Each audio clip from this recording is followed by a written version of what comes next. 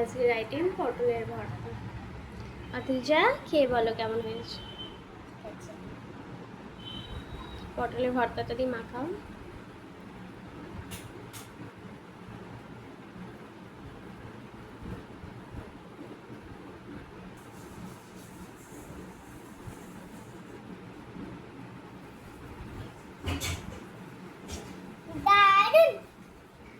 আজকের পটলের ভর্তা করার জন্য প্রথমে পটলটাকে কেটে নুন হলুদ দিয়ে মাখিয়ে রেখে দিয়েছিল। তারপরে কড়াই তেল দিয়ে পটলগুলো দিয়ে একটু একটু ভাজা হয়ে এলে তার মধ্যে কালো জিরে, শুকনো লঙ্কা আর রসুন দিয়ে দিয়েছিল।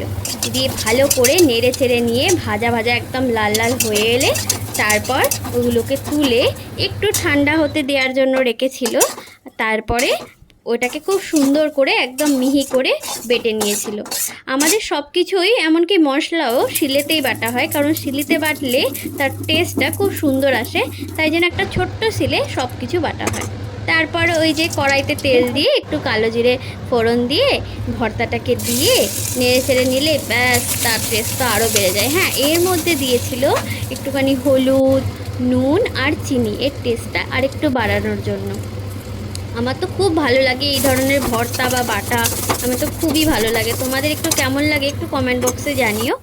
আমার তো মোটামুটি এতই ভালো লাগে যে আমাকে শুধুমাত্র এইটা দিয়ে দিলে আমি ভাত খেয়ে নেবো, আমার এর সাথে আর কিচ্ছু লাগবে না, পুরো ভাতটাই আমি এটা দিয়েই খেয়ে নেবো ব্যাস।